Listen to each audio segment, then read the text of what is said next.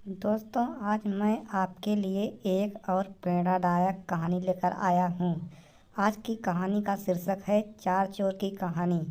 चार चोर की कहानी। आज की कहानी में मैं आपको बताऊंगा कि कैसे चार चोर मिलकर चोरी करते हैं, लेकिन लालच में आकर किस प्रकार से सबने आपस में ही अपने साथियों को मारने का निर्णय कर लिया और किस तरह से सबका अंत हुआ। तो चलिए विस्तार से जान।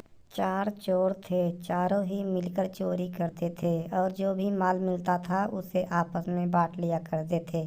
वह सब चोरी तो इकट्ठे होकर ही करते थे, लेकिन वह सभी बड़े स्वार्थी थे।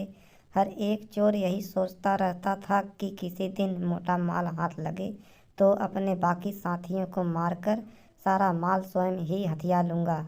अगर आज तक ऐसा मौका नहीं आया था। एक रात उन्होंने नगर के बड़े सेठ के यहाँ सेध लगाई। उनके हाथ बहुत माल लगा। उन्होंने सारा धन एक थैले में भरा और उसे लेकर जंगल की ओर भाग निकले। 2 दिन तक वे भूखे प्यासे जंगल में छिपे रहे। वे जानते थे कि नगर सेठ के यहाँ सेध लगाने की वारदात से शहर के चप्पे चप्पे पर पुलिस फैल गई होगी। वे अभी कुछ दिन और जंगल में ही छिपे रहना चाहते थे, मगर मजबूरी यह थी कि उनके पास खाने पीने का कोई भी सामान नहीं था। जहाँ तक संभव हो सका उन्होंने भूख बर्दाश्त की, लेकिन अब भूख बर्दाश्त से बाहर हो रही थी। अब उन्हें भोजन की बहुत आवश्यकता थी।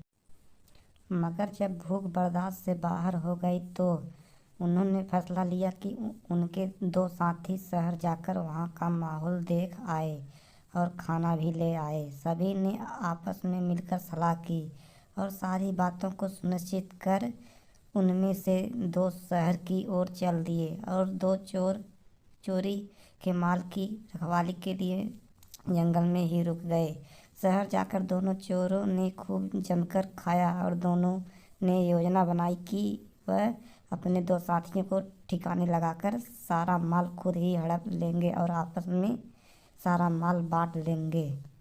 अतः उन्होंने अपने दोनों साथियों जो जंगल में ठहरे हुए थे उन्हें मारने का निश्चय कर लिया।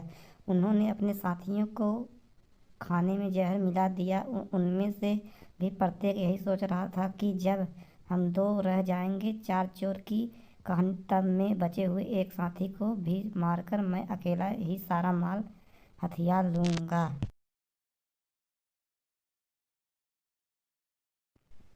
इधर जंगल में दोनों चोरों ने खाने का सामान लाने गए अपने साथी चोरों की हत्या कर डालने की योजना बना ली थी। वे भी उन्हें अपने रास्ते से हटाकर सारा माल आपस में बांट लेना चाहते थे।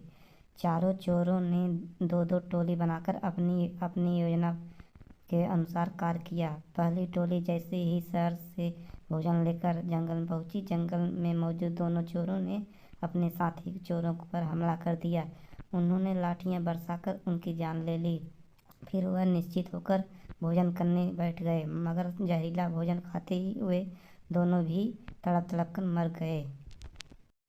शिक्षा। इस कहानी से हमें यह शिक्षा मिलती है कि हमें लालच नहीं करना चाहिए और कभी भी अपनों से छल कपट नहीं करना चाहिए। Thank you. लाइक करें, सब्सक्राइब करें।